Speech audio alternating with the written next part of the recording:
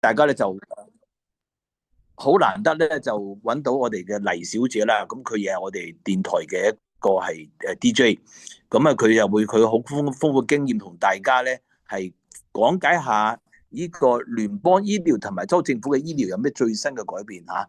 咁好，呢一次時候交翻個時間俾係黎小姐。阿燕你好，歡迎你，你好，大家好。你可以講啦。OK，好。大家誒誒，為咗阿燕聽到嗎？，hello，聽到嗎？Hello，Hello，未有聲音，你未有聲音。未有聲音啊？OK，我先得啲咩嚟㗎？係啊，Hello，啊，聽到你聲音，聽到嗎你可以聽到你聲音，你可以開始啦。？OK，好，聽到啦嘛？OK，咁你睇唔睇到我嘅熒光幕啊？睇到好清楚。好，OK，好啦，咁而家開始，OK，咁今日咧我就預早係錄咗音嘅，咁有陣時咧就或者有少少講錯咗，但係之後嘅話咧，希望大家我哋可以就有 Q&A 嗰陣時有時間就問清楚啦。咁同埋咧，我哋講完呢一輯之後咧，我哋仲有另外一輯係講州政府嘅白卡。同埋係個全民保嘅影響嘅，咁希望咧，我哋而家就開始我哋第一段咁我哋就講呢個聯邦醫療點樣去申請同埋邊個有資格，OK？咁講開係嬰兒潮嘅。大家都聽過嬰兒潮呢個名稱啦。咁嬰兒潮係咩呢？就係第二次世界大戰之後，有好多軍人翻屋企啦，咁樣就大家好開心，咁就生咗好多 BB。咁所以咧係1946年至到1964年呢個時間出世嘅人呢，就係屬於嬰兒潮呢個時候嘅人啦。所以第一年嬰兒潮1946年出世嘅朋友，已經係達到咗65歲，係可以申請紅藍卡嘅時候啦。而家美國估計每一日轉65歲嘅人呢，大概係12,000至到14,000人一日嘅。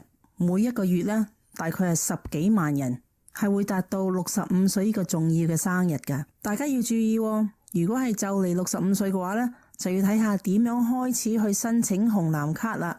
因為申請紅藍卡呢，係要預先申請嘅。因為有咁多人喺美國每日轉65歲嘅話呢，如果你係遲咗申請嘅話呢，就有誤咗好多時間，同埋咧或者佢會令到自己有延遲開始有紅藍卡啦，或者都會有罰款添㗎。申請紅藍卡呢，就要去你屋企附近嘅 Social Security Office，即係你屋企附近嘅社會安全局去申請㗎。嗱，Social Security 同 Medicare 呢，紅藍卡其實係兩回事嚟㗎。雖然兩個福利都係聯邦政府提供。Social Security 咧就係你嘅退休金，Medicare 咧就係你退休之後嘅醫療福利。以往嘅 Social Security 同埋 Medicare 都係65歲開始嘅。其實 Social Security 唔係話65歲開始，而係你喺65歲嗰陣時就可以攞到你100%你應得嘅退休金嘅全額。如果係62歲退休話想去攞退休金嘅話咧，就可以攞到75%你應得嘅退休金嘅全額。頭先講開啦，嬰兒潮有好多人呢，就轉65歲咧就開始退休啦。咁所以呢，政府估計2035年嗰陣時 Social Security 咧就冇錢噶啦。所以好多年前好多人呢都開始自己儲錢啦，401k Annuity IRA 咁樣就做緊工嗰陣時咧就開始儲錢係儲退休金。估計係2035年。社會安全局嘅 Social Security 退休金係冇錢嘅話呢，即係話嬰兒潮最尾嗰年出世1964年嘅人，當時呢就係會71歲。咁政府呢亦都係想到一個辦法出嚟，就係延遲啲人可以去攞 Social Security 啦。咁所以呢，1943年至到1954年出世嘅人呢，而家呢就延遲到66歲先至可以攞到100%佢應得嘅退休金。1955年至到1960年出世嘅人呢，佢就會每一年呢就加2個月，即係譬如1955年就係66歲零2個月先至可以攞到100%， 1956年出世嘅話呢，就係66歲零4個月，直至到1960年或者之後出世嘅人呢，就會67歲先至攞到100% 佢應得嘅退休金。好多人呢就以為梗係等到我攞到100%退休金我先至退休啦咁樣。其實呢，62歲係最 popular 最普遍嘅，有好多人呢就62歲就開始攞佢嘅退休金噶啦。咁俗語都有話啦，take the money and run。而家世事咁難預料，係咪？咁啊，好多人呢就寧願提早攞佢嘅退休金，好過呢就延遲攞。但係提早攞退休金就有個代價嘅，因為如果係62歲嘅話呢，你就提早4年，即係48個月攞你嘅退休金。咁所以咧，政府只係俾75% 你應得嘅退休金俾你嘅啫，每個月。咁以後成世咧，你都係攞75% 嘅啫。如果係想65歲同紅藍卡一齊攞退休金嘅話咧，咁響65歲攞退休金咧，政府咧就會俾93.3% 你，唔係俾100% 你應得嘅退休金俾你噶啦。有啲聽眾就問：如果我嘅配偶或者我先生或者太太冇做工，咁樣係可唔可以憑住我嘅 Social Security 去攞退休金呢？咁答案咧係可以嘅。冇做工嘅配偶咧係可以憑住有做工嘅配偶嘅入息，就可以攞到有做工嘅配偶嘅一半，即係50% 嘅退休金。但係如果係62歲攞退休金嘅話咧，呢個冇做工嘅配偶咧就可以攞到35%。如果係65歲退休嘅話咧，就可以攞到45.8%，佢嗰50% 應得嘅退休金嘅。講到呢度呢，就好多朋友就問啦，咁我其實係應該幾時開始攞退休金先至啱呢？呢個問題呢係冇一定嘅答案嘅，因為每一個人嘅情況唔同，經濟狀況唔同，你退休之後有冇其他嘅收入啊，或者係其他嘅資產，身體狀況唔同，甚至乎呢，你要考慮到你家族或者係有多病痛啊，或者係長命啊，所以咧就好多 consideration 係要考慮嘅。當你決定幾時退休攞退休金嘅話咧，就開始考慮幾時去攞你個紅藍卡啦。要配合嘅喎，雖然紅藍卡咧係65歲可以有資格攞，但係有好多朋友咧，如果佢係繼續去做工而65歲唔退休嘅話咧，好可能佢哋做工嗰度係會繼續有健保俾佢哋嘅。如果你而家做工嘅地方係有多過20個員工嘅話呢，咁你個僱主呢就係要幫你買個保險呢，係等於或者係好過紅藍卡嘅保險嘅。呢啲呢就係叫做 creditable coverage。creditable coverage 嘅意思呢就係話公司嘅保險係等於或者係好過紅藍卡 A 同 B 部分嘅保險。咁當你可以退休或者準備退休嗰陣時呢，雖然你係過咗65歲，但係如果係有 creditable coverage 嘅話呢，咁你就唔會有罰款噶啦。呢啲咁嘅延遲參加嘅罰款呢，係就叫做 late enrollment penalty，LEP。呢啲朋友雖然佢哋過咗65歲繼續做工，政府呢亦都建議佢哋係先攞佢哋嘅 A 部分，即係1到65歲嘅話呢，可以上網去 medicare.gov，medicare.gov，medicare.gov 上網咧就可以申請攞你嘅 A 部分。咁啊，呢個咧就好重要噶，因為如果你係攞咗 A 部分嘅話咧，即係證明你同政府內部嘅 record 嘅記錄咧係完善嘅。咁到你遲啲去攞你個 B 部分咧，就順利好多噶啦。咁因為你係做緊工，你希望咧你係響美國做咗10年或者係40個 quarter 嘅工作嘅話咧，咁就可以 A 部分咧就係免費，係唔使月費嘅。如果係未做滿40個 quarter 嘅工作嘅話咧，而你係響美國住滿5年，亦都係立法居民嘅話咧，係有綠卡啊或者係公民嘅話咧，你都有資格參加去攞 A 部分。但係咧呢個 A 部分就要有個月費啦。A 部分嘅月費都唔係太平噶，係400幾蚊。但係普通嘅保險公司咧，佢哋亦都唔會賣一個保險計劃俾你。如果你係65歲嘅話，65歲以下嘅人嘅咧，而家佢每一個月嘅月費，如果係買保險嘅話咧，有 deductible 有扣除額又成咧，都要成500至800蚊。咁如果係400幾蚊一個月嘅紅藍卡計劃啦，如果你係冇響美國做滿40點，其實400幾蚊咧係一個非常之好嘅價錢嚟嘅。咁我以上講過400幾蚊咧係 A 部分，B 部分咧亦都有佢嘅價錢。B 部分咧大概係200蚊。加加埋埋嘅話呢，就係要600幾蚊到一個月，係如果你係要有紅藍卡 A 同 B 部分嘅福利。有另外一個情況呢，就係如果你係想繼續做工，即係超過65歲想繼續做工，但係你工作嗰度呢，就冇 creditable coverage， 即係話呢，你工作嗰度佢俾你個現疏或者係冇俾現疏，係低過20人嘅公司嘅話呢，就冇 creditable coverage 噶啦。咁到時呢，雖然你係超過65歲，你想繼續做工嘅話呢，你都應該65歲之前3個月去社會安全局嗰度去申請你嘅紅藍卡 A 同 B 部分。有人問我紅藍卡唔係自動寄俾你嘅咩？咁樣，咁其實唔係噶，政府網上就寫得好清楚，話申請紅藍卡呢係你本人嘅責任嚟嘅。咁你都可以想到啦，政府唔知道你幾時想去退休。咁你都要話俾政府聽我幾時幾日去退休啦，咁政府先至話 OK， 如果你係想攞紅藍卡呢，我哋先俾你咁樣。因為有啲人早退休啦，有啲人遲退休嘅。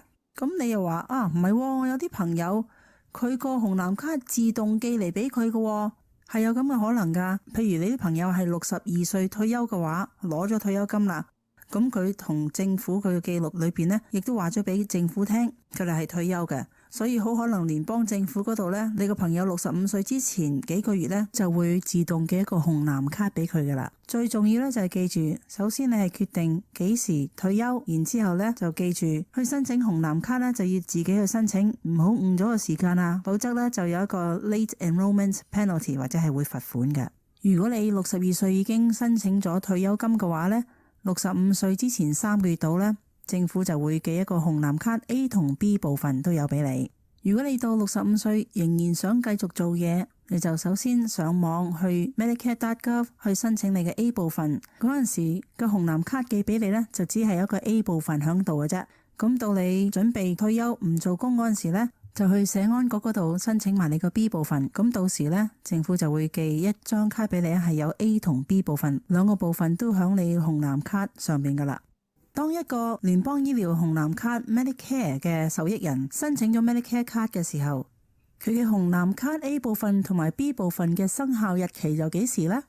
通常如果一個人係65歲之前3個月之內去申請紅藍卡嘅話呢，佢個紅藍卡嘅生效日期 A 同 B 部分呢，都係65歲生日嗰個月嘅1號嘅。但係聯邦政府呢，就准許一個人佢係65歲之前3個月生日嗰個月同埋之後3個月呢，一共7個月可以去申請去攞聯邦醫療嘅。如果係生日之後嗰幾個月去申請嘅話呢，好可能呢，你個 B 部分就會遲咗啲噶啦。但係 A 部分呢，通常政府都係會仍然俾你係65歲嗰個月嘅1號生效嘅，除非你係嗰個月嘅1號生日嘅話呢，政府就會俾你之前嗰個月嘅1號生效。所以係好重要一點咧，就係如果你係諗住65歲去攞聯邦醫療 Medicare 嘅話呢，就最好預早3個月之前呢，就第一時間就去申請啦。如果遲咗嘅話呢，有啲人如果係譬如65歲之前1個月去申請嘅話呢，65歲嗰個月呢都未必有攞到佢嘅 B 嘅。點解呢？就係因為嬰兒潮啦，每一日係12000至到14000人係轉65歲嘅。咁所以咧，聯邦政府咧亦都係好忙於去幫人搞紅藍卡啦。咁所以如果你係諗住1個月之內大把時間啊咁樣，其實政府嗰度咧就有幾十萬人去申請緊。咁所以咧係未必夠時間及時去俾你65歲嗰個月嘅1號生效嘅你個 B 部分。咁所以咧就最好咧就係65歲生日之前3個月去申請就最好噶啦。咁如果你係攞早退休62歲至到64歲嗰陣時早退休攞退休金嘅話呢，咁你都唔使擔心啦，因為65歲之前3個月呢，聯邦政府就會自動寄你個紅藍卡過嚟。咁你到時個紅藍卡上邊呢，就會有 A 同 B 部分，兩個部分呢都係你生日嗰個月嘅1號就生效噶啦。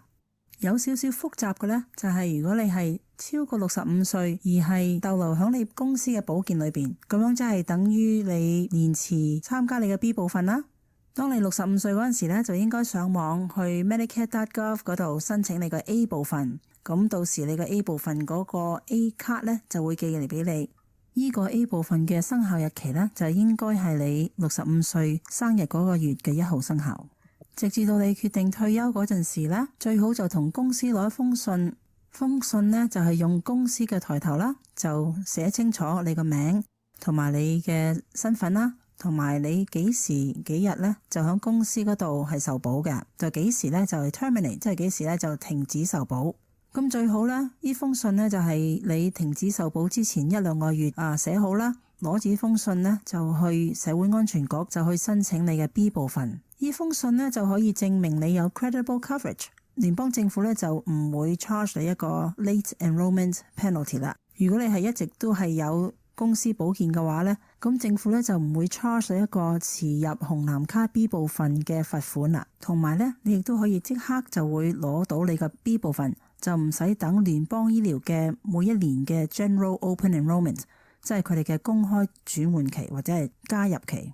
因為如果一旦你係誤咗你嘅加入嘅期間嘅話呢，譬如你係 miss 咗你過咗65歲超過咗7個月，或者係你62歲至64歲嗰陣時冇申請退休金，或者係65歲之後你做完工啦，做完工之後過咗62日嘅話呢，咁你呢啲所有呢啲咁樣嘅 enrollment period 咧就過晒，聯邦政府咧就唔係話隨時俾你加翻入去嗰個紅藍卡 A 同 B 計劃㗎，佢一定要係你每一年嘅1月份至到3月份去申請，所以咧就勸大家計劃清楚，考慮幾時退休，然之後咧就預早去申請你嘅紅藍卡 A 同 B 部分。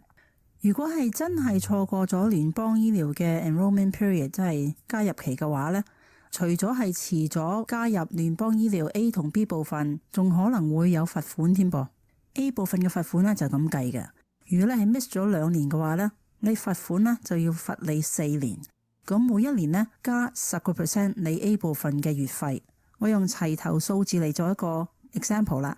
咁譬如 A 部分嘅月費係400蚊，10% 就係40蚊，加埋咧就係440蚊，每一個月就要俾4年。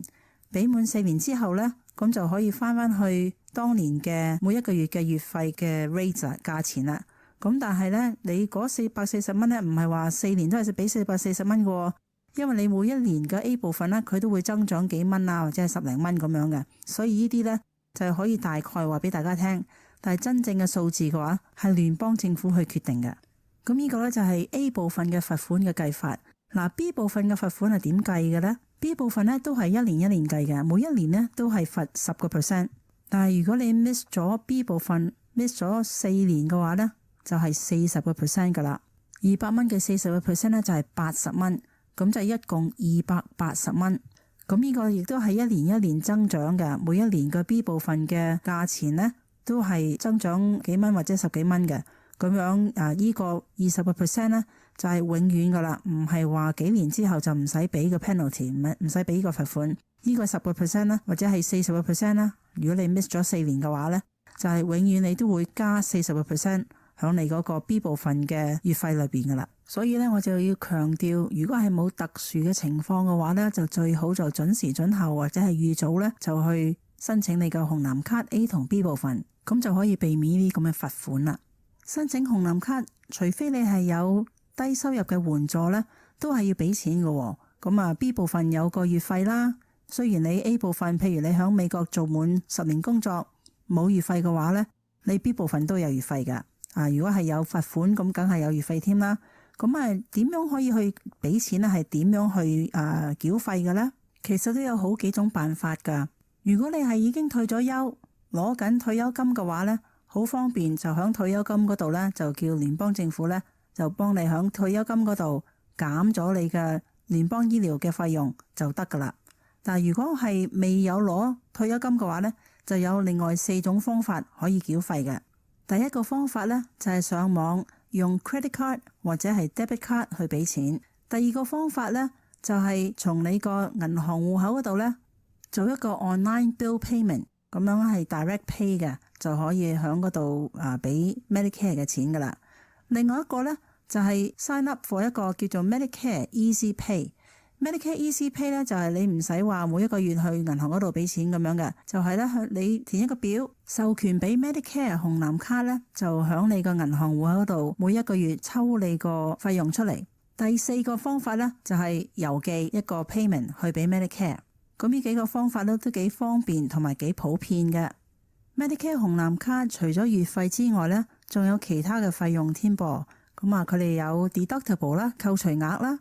A 部分嘅 deductible 咧就係每一次入院咧都要1000幾蚊嘅，而 B 部分嘅 deductible 咧就係每一年睇醫生之前咧都係要俾200幾蚊。A 同 B 部分咧亦都有叫 co-insurance， 即係話每次去住院都有個費用噶，譬如100幾蚊、200幾蚊去一日醫院，或者係睇醫生嗰陣時要俾20%，呢啲咧都係叫做 co-insurance 噶。咁 A 同 B 部分都有噶，所以受益人攞咗紅藍卡 A 同 B 部分之後嘅話咧，唔係全保噶。咁所以有好多 A 同 B 部分嘅受益人，如果佢哋係冇低收入嘅白卡嘅話咧，就好多時咧都會考慮買2成啦，呢啲 Medicare Supplement Plan， 或者係加入一啲叫做 MAPD 聯邦醫療優惠計劃嘅 HMO 計劃嚟幫補下紅藍卡唔保嘅費用。聯邦醫療紅藍卡除咗 A 同 B 部分之外咧，仲有 C 同 D 部分嘅。咁或者我哋下次再同大家詳細啲講 C 同 D 部分嘅內容啦。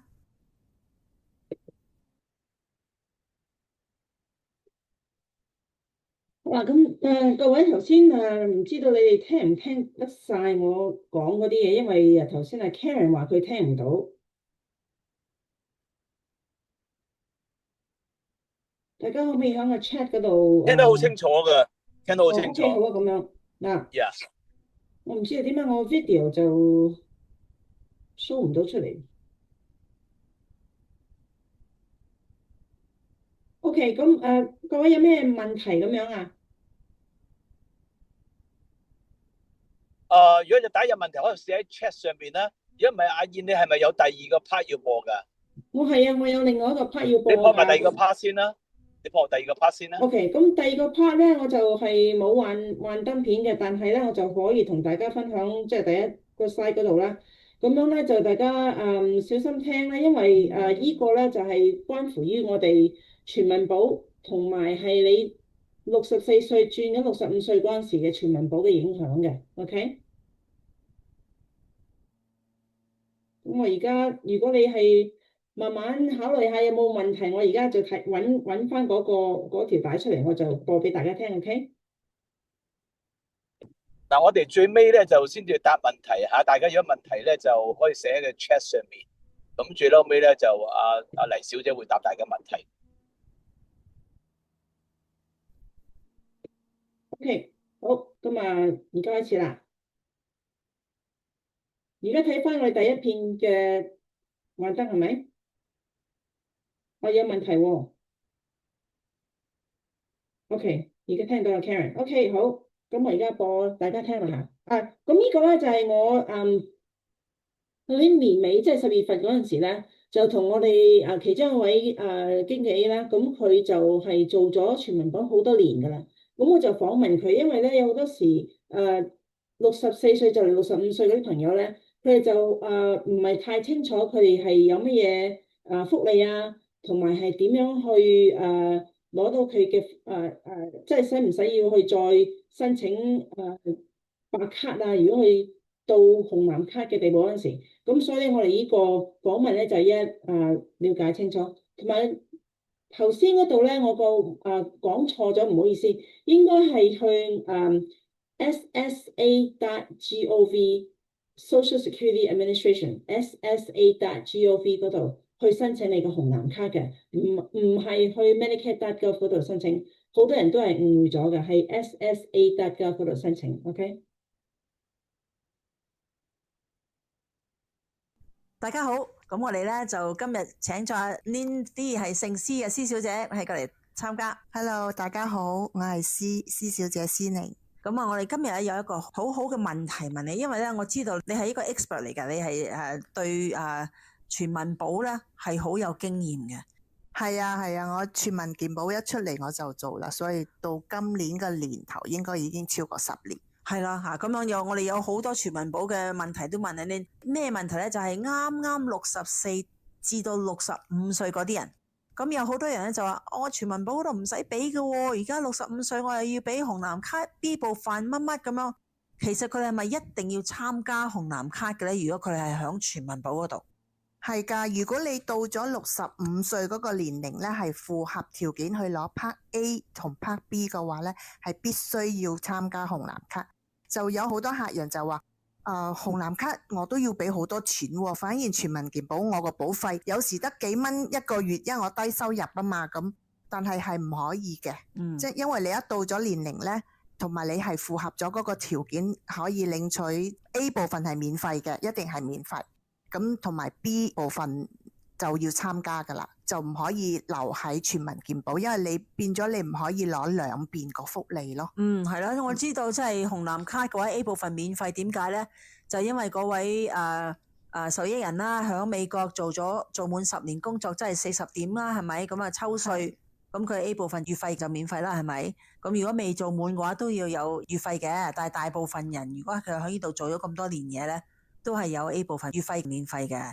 咁啊，但係如果佢係譬如 B 部分啦，而家2026年係要成206個半嘅喎，咁佢幾蚊之後就而家突然間俾206個半，咪好揦脷？係啊，但係必須啦，紅藍卡都有好多計劃係可以幫補啊，係啦，幫補即係受益人可以有啲好多嗰啲福利噶嘛。係啊，咁我哋有講過咩嗰啲退款計劃嗰啲咁樣啦。係咯。咁其實如果係響全民保，佢每個月係俾幾蚊嘅月費嘅話，咁係咪等於佢哋個收入係低啲嘅咧？係，如果用戶嗰啲收入係低咧，佢係俾好平，即係一個月係幾蚊。咁依家你知啦，2026年又有改變啦，因為聯邦政府嗰個補助已經係終止到今年年尾，所以明年咧係好多保費係起價嘅，即係全民保嘅保費係起價嘅。所以加州健保嗰度都有講話，可能會有60幾萬人可能係冇保險嘅，因為負擔唔起嘅。咁白卡咧？白卡冇影響，白卡影響只不過係講嗰啲係冇身份嘅居留人，就可能明年1月1號就唔可以再申請白卡啦。但係嗰60幾萬全民保嘅會員，咁如果佢哋係收入低嘅話，佢亦都可以去申請白卡㗎，係咪咧？唔係，而家講緊嗰60幾萬人咧，係講緊係比較偏高嘅收入。低收入嗰啲咧，仍然係符合條件攞到補助嘅，即係好似例如咁講啊，2025年佢哋幾乎好多都係零保費，但係26年咧就可能要俾少少啦，即係可能俾個幾蚊啊，或者係睇下你選乜嘢個計劃，邊間保險公司咯。即係低收入嘅，係啦，咁都好啲，因為而家響收音機嗰度，即係新聞嗰度咧，就聽聞哇，嗰啲低收入嗰啲全部冇晒啦，嚇到好多人好驚噶。唔係，佢只不過冇部分，但係加州政府都仲係補助，即係變咗由加州政府嚟補助咯。你頭先話偏高嗰60萬就冇補助，而係都可以要俾錢去買，自己俾好多。咁好啦，咁我哋講翻64至到65歲嗰啲朋友啦。咁如果佢話64至65歲，到65歲嗰陣時就要俾錢，咁點啊？咁可唔可以申請白卡呢？如果佢哋個收入係符合白卡係可以㗎，但係有好多佢就係唔喺白卡，因為依家好多60幾歲都仲要係工作㗎嘛，有好多仍然係未想退休，或者係另一半未到65歲，因為佢哋共同報稅嘅話呢，都係計埋一齊㗎嘛，所以就另一半個收入超過咗某個數字嘅話，咁佢哋都唔會符合攞白卡㗎。咁啊係，你頭先啱啱同我傾偈咧，你就話有好多人咧就係兩夫婦分開報稅係咪？係，如果分開報稅嗰啲係唔可以攞補助㗎。係唔可以攞補助，咁佢要共同報稅先可以攞補助。I see，哇！即係有啲話，先生收入10幾萬，但係個太太冇做嘢喎，咁係咪太太可以攞白卡？唔係㗎，一定共同計㗎，一齊計，一齊計㗎。咁啊真係好巧妙。咁嗱，我前幾年咧就同另外一位經紀咧就同佢傾，我就話如果有啲人65歲之後繼續用全民保，係唔出聲嘅，繼續用，咁啊點咧 ？OK。全民健保咧，前幾年咧仲係可能冇咁多人手去調查呢樣嘢，就俾你過咗。咁其實即係2025年起啦，或者2024年已經開始咧，佢哋已經係會查你噶啦。咁跟住每一年就嚴謹啲啦。如果你又到65歲咧，佢已經係發個信息提醒你啦。嗱，如果你幾時譬如咁我哋7月20號今年嘅7月10號你已經係65歲啦，咁你有冇去申請紅藍 Part A 同 Part B 嗰個保險？如果有嘅話咧，你就要通知我哋全民健保。唔係嘅話咧，咁如果到我哋查出嚟，可能你會俾罰款。佢罰翻你款呀？咁罰款係點罰啊？佢冇講明點樣罰款，只不過就話可能會 penalty， 因為你唔可以攞兩個保險，你應該即係你符合咗條件嘅，你就要去攞紅藍卡。除非你個紅藍卡就未夠點數去攞個 Part A，咁你就可以仍然繼續留喺全民健保。喺仲有啦，係啦，點數問題啦，同埋我哋有好多新移民啦，或者佢哋年紀大啲先至過嚟，咁未住滿5年就65歲啦。咁佢係要住滿5年先有資格攞紅藍卡噶嘛？咁嗰啲佢哋亦都可以繼續攞全民健保，係咪？係啦，只要佢哋證明到佢哋個報稅表上邊嗰個收入係唔符合白卡嘅，咁同埋係未有資格攞紅藍卡個 Part A 嘅，咁佢哋就可以繼續留喺全民健保。咁都係好小心啊嚇！如果咪俾佢罰款㗎，係佢會發一個信息，即係發一封信俾你。你個系統裏邊你有晒你個人資料噶嘛？所以佢咪發信息俾你，你65歲啦，你應該要去攞紅藍卡。咁佢會問你點解你仲未去攞紅藍卡？點解唔去攞？係啦，你仲用緊全民健保，咁所以你就要解釋咯。即係你要解釋俾你聽，我因為我未夠點數，未可以攞到免費嘅，因為如果未攞到免費，我咪要俾好多錢咯。即係俾幾百蚊噶嘛，係咪？嗰個 Part A 嗰個保費係好貴，咁所以佢哋嗰種咧就可以符合條件，仍然可以留喺全民健保。低收入嘅朋友咧就鬆咗啖氣。因為好緊張啊，係咪？因為政府有咁多改變嘅話咧，就驚冇咗佢嘅福利。咁呢個都係多謝你啊！你即係有好多我哋啲朋友啦，而家因為慢慢戰後嬰兒啦 ，baby boomer 啦，仲有4年就全部轉晒65歲㗎 ，OK？ 但係 baby boomer 之後咧就有 Gen X， 因為 baby boomer 嗰啲兒女就開始轉65歲啦，OK？ 咁所以有成6000幾萬人都係陸續有來去轉65歲㗎。咁所以年年都有好多朋友咧，都係新仔啦，唔知道紅藍卡嘅 policy 點樣啊，個規矩點樣啊咁樣。咁阿 Lin 咧就對全民保嗰方面咧就好有研究啦。咁我哋傾開就係想話，如果64歲至到65歲，如果係有白卡嘅朋友係64歲嘅，咁上到65歲嗰陣時咧就申請紅藍卡。咁佢嗰個64歲嗰陣時嘅白卡同埋65歲嘅白卡係咪一樣咧？唔同噶，佢有嗰個即係benefit code 係唔一樣噶。64歲要求嘅嘢同埋65歲去要求嗰啲條件係有分別噶。所以當你去到64歲接近65歲嘅話咧，你可能要揾社工去更新翻你個資料，或者有啲 case 咧就社工會聯絡你，佢會將你64歲嗰個 medical terminate 咗，即係停咗去，跟住再幫你重新進入65歲嗰個申請嗰個程序上邊噶，即係會有咁噶，內部轉係啦，佢內部會轉，咁可能因為佢轉嗰時咧64同65之間嗰個即係嗰個要求唔一樣，所以佢可能會寄信要你補啲資料，咁你就千祈唔好錯過呢個信息咯。咁啊留意翻你嗰個信，有啲人 miss 咗啲信，係啊，咁就唔理，咁啊到65歲你再申請紅藍卡嗰時咧，咁因為你認為係有白卡咧，你個紅藍卡個 Part B 就唔使俾錢啊嘛。但係有好多例子咧，都係要收到賬單噶。咁嗰啲情況之下咧，你就一定要去揾個社工，你個白卡個社工去幫你，可能要填翻一份乜嘢表去遞送俾紅藍卡嗰邊，咁你先唔需要俾個 Part B 個錢噶。係啊，呢個係即係交換期啦，可以講話係64至65歲交換期啦，就要小心啲，好重要噶。咁同埋有啲人咧，佢又話我呢個白卡冇用啦，等65歲之後個白卡嚟啦。咁其實個白卡係一樣嘅，係咪？唔好抌啊。係啊，張白卡佢係寄一次俾你噶咋，佢唔會再寄。除非你話我唔見咗，你再要求佢先再寄。好似頭先講你嗰啲A code 或者福利號碼代碼係咪？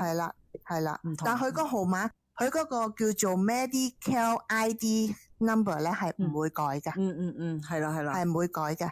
就係佢會寄翻一張新俾你。但係佢裏邊個內部，佢哋自己個內部 Medicare 部門嘅系統咧，就會顯示你係65歲之後嗰個 benefit， 或者係65歲以下嘅 benefit。即係佢內部你嗰個碼已經唔同，嗰個代碼已經唔同啦。係啦，但係嗰張卡係冇改變。OK， 係啦，有好多客戶咧，佢哋就話：我65歲，我有白卡咁，我哋咧就唔敢同佢入嗰啲白卡計劃，因為譬如佢啱啱65歲，佢嗰個白卡係未轉得切過嚟嘅話咧，咁我哋幫佢入嗰啲白卡計劃，佢就要俾20% 噶啦。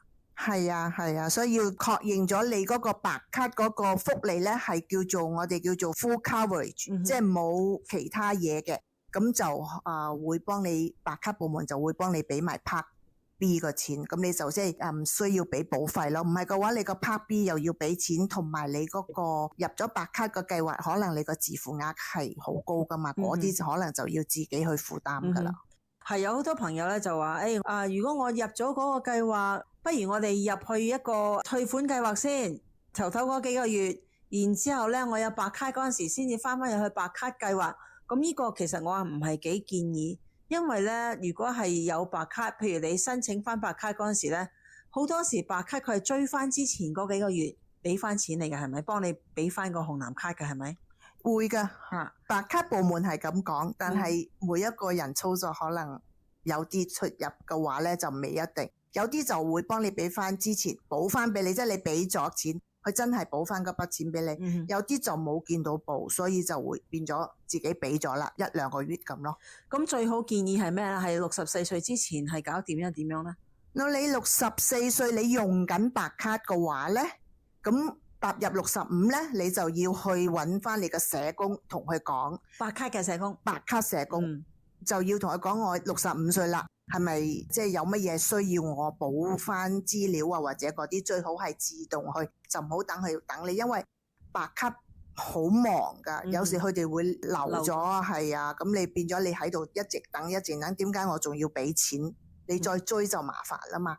所以你喺你轉換65歲，即係你喺生日嗰個月咯，就入去再叫佢 update 翻你啲資料就 OK 噶啦，就可以。係啊，有好多人咧就佢哋啱65歲，因為而家咧聯邦政府預計嘅話咧係每一日係有1萬至到12000人係攞到紅藍卡轉65歲嘅，咁所以唔係話淨係我哋呢度係全國喎，每一日喎，咁尤其是你攞咗紅藍卡之後嘅話咧，要加入一個計劃啦，咁有好多考慮啦，係咪？心思思，如果你有如果我有白卡點啊？如果冇白卡點啊？咁你又點樣建議佢哋咧？你建議佢哋拎住乜嘢資料過嚟俾你睇啊？最好就攞紅藍卡啦。如果有白卡就帶埋白卡嚟就可以啦。咁使唔使話咩收入啊嗰啲咁嘅嘢？唔需要睇收入噶，因為如果你個白卡仲生效嘅話，係唔需要睇收入。通常你繼續用緊白卡，即係表示你嗰個白卡係有效噶嘛。咁好簡單啫，但係你拎過嚟資料簡單，但係我哋嘅答案咧就複雜啦，係咪？我哋會視乎你個情況，咁睇下邊啲計劃係適合你嘅，咁我哋就會提供俾你。我哋好多唔同嘅計劃可以提供咯。係啦，同埋或者係拎埋你個藥嘅名單過嚟啦，係食嘅藥係咪？係啦，最緊要就係如果你有食藥嘅話，就攞埋嗰啲藥個單據過嚟。同埋睇咩專科醫生啊、家庭醫生咁樣都需唔需要啊？要嘅，即係最緊要係你個家庭醫生啦。咁同埋你睇開邊幾個專科嘅，你係一定會要去睇翻嗰幾個嘅，咁你可以帶埋佢哋嗰啲名片啊，或者係佢哋嗰啲名啊咁過嚟，我哋可以幫你上網去查，咁佢哋睇下係咪同一個醫療網啊，或者係點個情況，我哋會幫你查，會幫你睇。咁你稍後話俾我哋聽，而家新一年白卡有咩改變啊？就係白卡資格啊，係而家新一年係咪？非法移民即係冇申請嘅移民係咪可唔可以攞白卡咧？仍然佢係咁講嘅，因為白卡嘅話咧，聽講係由1月1號2026年開始咧就凍結咗嗰啲冇身份嘅人去申請。如果你係喺之前，即係喺12月31號之內批准咗俾你嗰啲咧，你仍然可以繼續享用。哦，保留住哦，OK 嚇。但係如果係1月1號開始咧，先去申請咧，就已經唔會再接受你。依家講緊係嗰啲冇證嘅。冇身份嘅，係啦。當然，如果你係有綠卡嘅，咁又咁收入符合條件嘅，咁就即係幾時都可以申請，就冇呢個問題咯。呀，依家用緊全民健保嗰啲聽眾嘅話咧，咁如果你係就嚟到65啦，仲有幾個月或者半年65啦，咁如果你哋唔知道之後65歲應該要點做嘅，咁你就可以打電話嚟揾我哋啦。咁我哋就可以就教你點樣做，或者係話俾你聽點申請紅藍卡。咁我哋會係啦，乜嘢都要未雨綢繆，係咪？預早好啲，唔好係啦，唔好等到65歲先至話，哎呀，點解全民健保發咗封信俾我話，你唔受你保啦，因為你已經65歲應該係攞紅藍卡啦。咁到時變咗你可能會有個 gap。係啊，就尤其是有好多人或者翻去自己國家嗰度去過年啦，係咪過龍年或者去感恩節啊、聖誕節咁樣走咗去，咁翻嚟翻嚟先搞啊，咁樣咧就係啦。咁因為翻嚟可能你突然間要睇醫生嘅，或者做乜嘢嘅，咁變咗你點解我個全民健保原來俾停咗，你都唔知，因為就係因為你係到65歲，可能全民健保會寄信俾你，但係你又冇理會嘅話，佢有可能會即係終止噶。所以64歲半唔係65歲，係一個好重要嘅時候。係啦，就要準備，就要準備你65歲嗰個保險應該嗰個方向要喺邊度。係啦，政府唔會話你去旅行完翻嚟，我先幫你搞啦，係咪？所以你自己一定要係啦，要揸緊嘅時間。係啦，好啦 ，thank you 阿 Lynn，今日咁寶貴嘅時間抽出嚟同我哋傾偈。好多謝阿燕，多謝聽眾。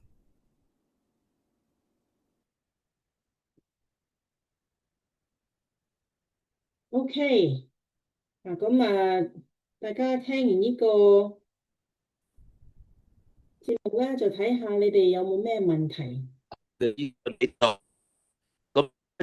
就係做報先啦，好咧。咁可能就你就唔寫嘅，但個 check 話咧，我余醫生，你嗰個聲音係震震地，聽唔清楚你講乜啊？而家聽得到on and off 啦。頭先你講啲嘢就聽唔得太清楚。而家聽到嘛？而家好啲 ，yes。而家聲音聽到係咪啊？係啊。而家聽到啦嚇。咁各位而家有咩問題啊？可以解答。頭先有位係咪 Karen 啊？問我咧就話，即係你嗰個收入有冇影響啦？好難講嘅，因為如果你係譬如你係白卡咁樣，你收入梗係有影響啦。但係如果你係加入嗰啲MAPD HMO 嘅話，或者係買2成 Medicare Supplement 嗰啲嘅話咧，你百萬富翁你都可以參加嗰啲計劃㗎。係阿燕，而家你聽到講嘢嘛？聽到啊，係啊，而家聽到啦。OK， 好，頭先嗰個信號啲問題，好，咁就首先我做少少嘅報告先啦，就係嚟緊呢個禮拜6嘅個 Zoom 講座就係呢個係我哋嘅網上嘅一個係宣示太極醫療太極啦。咁成日都大家講呢個太極係對呢個關節炎同埋糖尿病好有幫助嘅，係唯一一個係被證實係醫學上邊有幫助嘅一個太極。咁所以大家就千唔好錯過啦，免費嘅。UC Berkeley 武術總教練阿方師傅好有心嘅教大家，大家唔需要佢雖然用英文教，大家唔需要識英文，你只要跟住學習就得噶啦。OK， 咁另外咧就係話係除咗1到4好多精彩節目大家可以聽之外咧，咁就我哋今日華人電台同埋歡旅遊合辦嘅今年5月份有一個旅遊，咁就大家可以係就好快報名表就出嚟噶啦，大家預備定時間，就係5月20號出發，我哋會去北疆嘅，我哋會去北疆即係新疆嘅北邊，係一個好靚嘅地方，係好多攝影愛好人士都好中意去嗰度影相，因為實在太靚嘅風景，好多大自然嘅嗰啲好震撼嘅風景喺度，大家睇到嘅，同埋咧就會係美食啦。同埋去好多地方15日遊。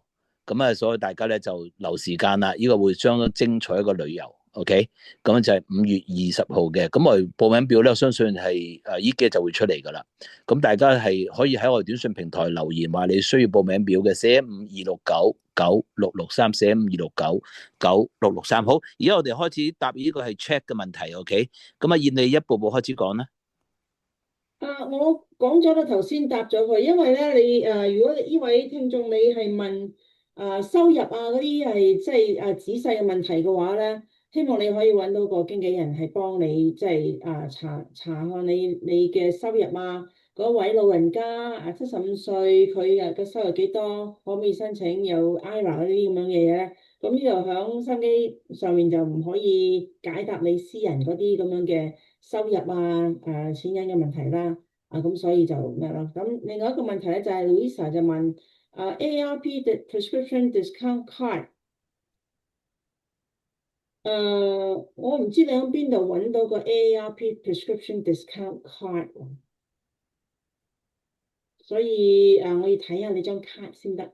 咁樣唔知係你個 prescription discount card 咧，因為係 prescription drug plan 因為乜嘢？咁所以佢可能或者 AARP 有個 prescription discount card 嘅，咁你要揾翻 AARP 睇，因為 AARP 其實唔係一個大家都知道啦，AARP 就係 American Association of Retired People，咁係美國最大一個退休人士嘅association 嚟，係個會嚟嘅。咁佢唔係一個保險。咁因為佢哋咁大咧，咁或者有好多公司就想攞佢哋生意啦，咁佢就不如你有張卡俾你嘅會員，咁嚟到嘅話，我就俾個折頭佢啦，買藥咁樣嘅啫。咁好似嗰啲 GoodRx 或者其他咧都有呢啲咁嘅 discount card 嘅。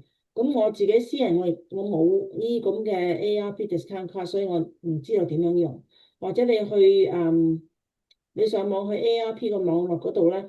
佢或者有一個即係佢哋嘅 network，即係佢哋有個網絡啦，就有啲邊啲嘅藥房係收佢嘅 discount card，就可以或者有個折頭咁樣都未定。係嗱，我知有啲問題咧，就係喺個網上邊係唔方便去講，包括你嘅收入各方面嗰啲嘢。咁咧就若果大家咧就需要有啲係比較私隱嘅個人要問問題嘅話咧，咁大家可以短信俾我 ，OK。咁到時咧，我就可以安排一下點樣同阿黎小姐私底下可以問一問佢一啲嘅問題咁樣。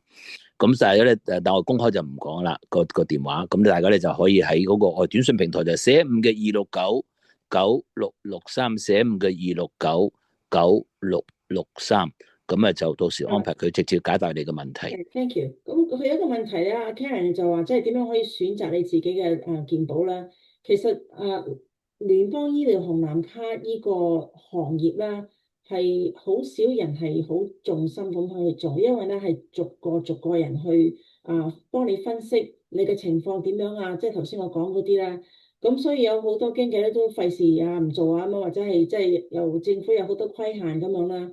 咁如果你係遇見一個經紀係好入心去做嘅話咧，就 stick with them，因為有啲咧就好易啫，簽兩個名搞掂咁樣，但係之後你入咗唔知邊個會又唔知道點樣去答你問題咧，就好麻煩，所以要慢慢揀一個好好嘅經紀。Louisa 你就話即係你嗰張卡咧，嗰張 discount 卡係 United Healthcare 嘅 supplement plan 寄俾你啦，咁可能係㗎，即係你上去個或者 United Healthcare 嘅 member portal。或者係打電話去都得㗎。你喂，我唔知喎，我點樣用呢張卡啊？咁你問佢CVS 有冇Walgreens 有冇邊間藥房可以用係點樣用佢哋會一教你㗎。聯合健保佢哋雖然大，佢哋個會員服務都 OK 啦，同埋佢哋應該係有講中文嘅同你講嘅。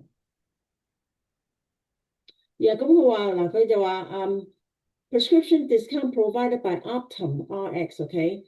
咁聯合健保即係而家係一個非常之大嘅公司啦。咁好似Fortune 500啦，美國500強公司，好似佢第4嘅，好大嘅。咁佢旗下咧就有好多保健公司United Healthcare啦，同埋咧 Optum 咧佢係另外一個 sister company 嚟嘅。咁 Optum 咧佢就負責其他嗰啲叫做 medical delivery，譬如有醫聯網啊、藥物保健啊，都係 Optum 啊 Optum Dental 咁樣。咁所以佢話 provide by Optum Rx 咧，基本上係佢另外一個牌子咁解嘅啫。咁同埋如果你係話 United Healthcare 嘅Medicare Supplement Plan 咧，佢係同 AARP 係一個可以講話係 co-branding，即係話AARP 就話我哋咁多會員，我哋要揾間公司係可以幫我哋即係賣現疏俾我哋會員過喎咁樣，咁佢就同 United Healthcare 掛鈎。咁所以咧，United Healthcare 你嗰張卡咧，佢張會員卡就寫住 AARP Medicare Supplement 好似係 provided by United Healthcare 或者 something like that，因為 AARP 唔係保險公司，所以唔可以俾保險你。但係咧，佢用個牌子出嚟，然之後佢同 United Healthcare 掛鈎，就 United Healthcare 俾個保險你咁解嘅啫。所以好多呢啲咁嘅不同種類嘅名咧，你以為你加入咗一間公司，點解咁多間公司一齊嚟㗎？咁樣就係咁嘅原因。因為間公司太大，所以佢有好多不同種類嘅 subsidiary 係嚟幫你。OK， 似乎係咁多問題啦。咁如果大家冇問題嘅話咧，呢個問題嘅話就你唔識得點樣寫嘅話，你可以舉手。舉手嘅話咧，我可以俾你去答嘅。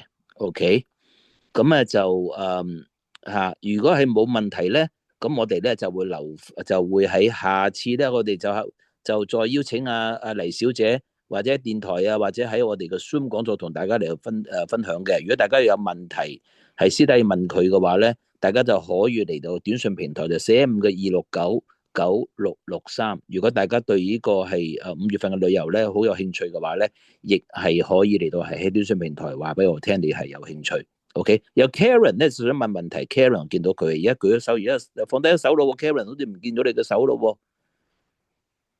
頭先好多問題都係 Karen 問嘅，希望答到佢咧。而家我俾你，我等陣先，我俾你 unmute 啊吓。OK， 好 ，Karen 你可以 unmute 啦。Karen 你開咪啦。OK， 聽到我講嘛？聽到，好清楚。OK， 好，多謝你。我想問咧，我做到4月份咧就夠66歲零10個月啦。咁我打算嗰陣時退休。咁請問我係咪預先要幾個月去申請退休咧？係啊，你頭先話4月份咧，你應該係或者係2月份。而家係啊，而家啱啦，1月份、2月份可以去社安局嗰度。OK， 唔係 Medicare.gov，sorry 啊，頭先講錯嚇。去社安局嗰度就去你上網就得 SSA.gov。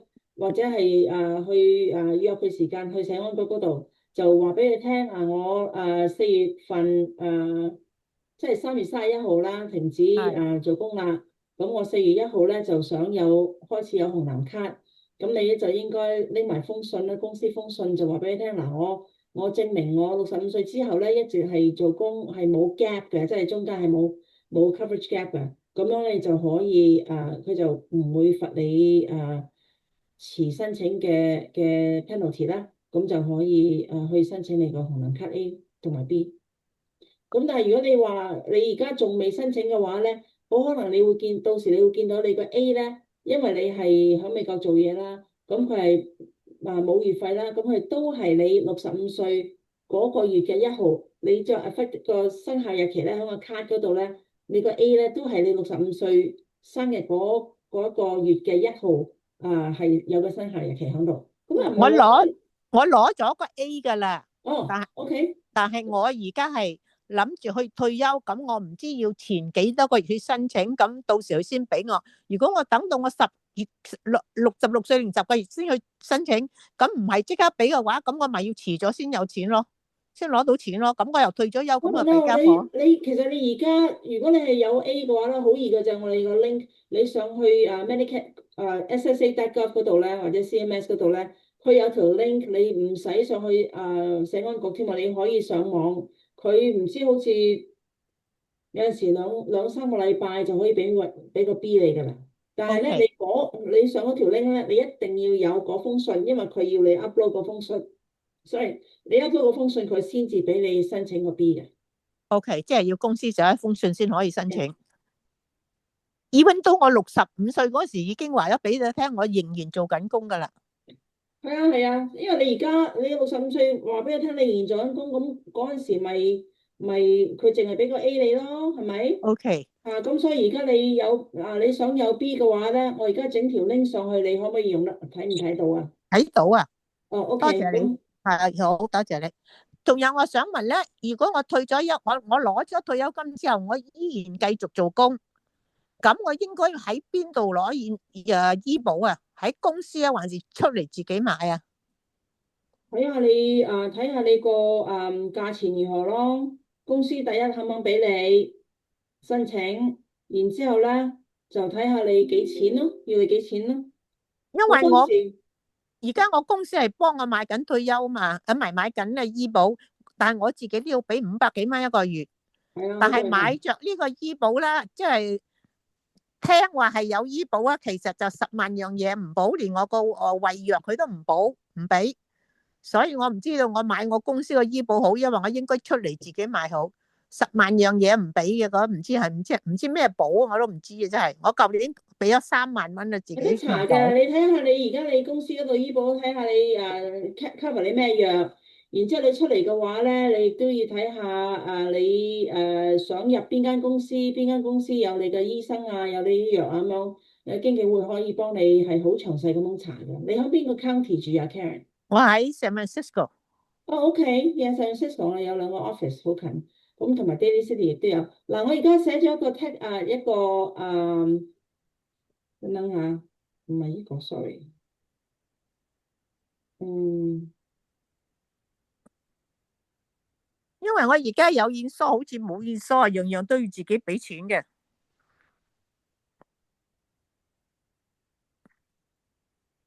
係啊，咁你咪買攞個紅藍卡好啲咯。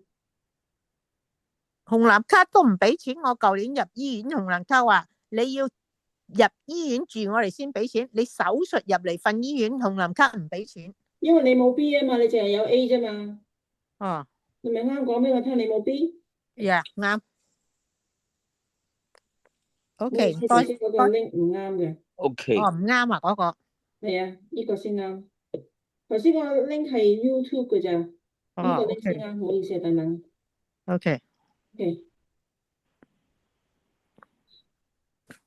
OK，OK，好，OK，好，咁啊就希望解答到你問題啦。OK，好，咁啊就所以咧就喺呢度咧就提醒大家咧，即係無論你係熟唔熟呢啲嘢都好啦，一定要揾一個專業嘅人士去問去問。咁啊就通常咧，即係就算佢哋咧都唔會話有 extra charge 係用佢哋嘅 service 嘅。因為佢哋嘅 service 咧個 pay 咧就係擺呢個係保險公司啊，咁等你 pay 佢哋嘅，唔會話係你哋 pay 佢哋咁樣。咁好多時候咧，嗰啲人就搞錯咗之後咧，就想人損失咗好多個金錢喺度，呢個就好可惜嘅。OK，好，咁如果大家冇其他問題嘅話咧，咁我哋就今日到呢度為止啦。咁我哋就下次再傾。OK，好，咁我哋醫生，我想矯正一下，因為咧好多人咧就以為我哋政府俾錢我好似義工咁樣，係啊，但係唔係㗎，因為咧我哋係即係真心咁樣係服務大家啦。如果係有一位客人、有一位受益人係選擇通過嗰位經紀去加入嘅話咧，嗰陣時嗰個經紀先至有即係政府先有佣金俾佢嘅。咁樣你問幾多問題都話佢唔應該 charge 你。你話想去幫你解釋點樣去申請紅藍白卡，都唔會 charge 你，直至到你係選擇幫佢入某一個計劃，譬如買嘅紅藍卡2成啊，或者係嗰啲MAPD Part C 嗰啲咧，咁從嗰啲咁嘅計劃，政府先至會俾佣金個經紀嘅。係咁到呢度咧，我哋補充一點咧，就要即係當然啦，我自己作為牙醫就好注重咧，係嗰個牙科嘅一個Medicare 嘅牙科保險啦。咁但係似乎咧，之後今年咧係俾我個感覺係更加差嘅，比上年咁好多個福利咧一步步減緊嘅。咁啊就，但係咧就都仲有些少嘅嘢可以幫到大家嘅。咁啊就到時大家咧係有需要嘅話咧，我哋都會提供資料俾你哋嘅。OK，好。咁今日就所以咁多啦。我想補充一句添，OK？係因為我做咗咁多年啦，仲有20幾30年啦。咁有好多人咧就話越嚟越好啊，嗰啲紅藍卡，但係咧你唔好忘記，即係大概5年前或者係7、8年前咧，響三藩市呢啲咁樣嘅計劃咧，係要俾月費嘅。而家咧呢啲咁嘅計劃係冇月費，不特止，仲俾埋買餸錢你啊，整牙整咁樣。政府話咧係花好多錢出嚟，咁好可能或者係今次而家政策啊，或者縮少啲個 budget 咁樣咧，好可能係少啲福利，但係咧不至於話唔補。嗰啲少啲嘅福利咧，只係或者係買餸錢啊，或者牙醫啊，即係牙醫好重要啦，要食嘢係咪？但係你住院啊、睇醫生嗰啲咧，係仍然都係差不多係全保嚟嘅。咁所以即係聯邦政府就希望就即係盡量，因為呢個係全個美國嘅退休人口啊嘛，係咪？咁所以佢呢個咁樣嘅 Medicaid 個咧係非常之龐大嘅 budget 喺度嚟嘅。咁所以希望即係而家啱啱前幾日政府先話哦，我哋下年唔加價俾嗰啲保險公司啦咁樣。咁保險公司就話唔得喎，我哋哇咁樣，所以嗰啲全部嗰啲股票咧就全部跌咗20%啊乜乜咁樣。但係嗰啲係保險公司佢哋做生意嘅事，但係咧政府仍然係規定每一間保險公司佢哋一定係要有一個至少限度啦，係要保你嘅醫療嘅福利嘅。咁大家希望放心。好，呢個都係叫做好消息啊。OK， 好多謝阿燕，咁就希望好快脆你會同我哋再講一啲係更加新嘅一啲係資料。OK， 好，多謝。OK， 咁大家你亦可以係平時1到4咧就可以用係灣區嘅話就係 AM1450啦，你打開心機可以聽到啦。如果你用手機聽嘅話咧，你就隨時全世界各地都可以聽到我哋電台嘅時間噶啦。OK， 好多謝大家。OK，thank you，我開咪俾大家先嚇，而家。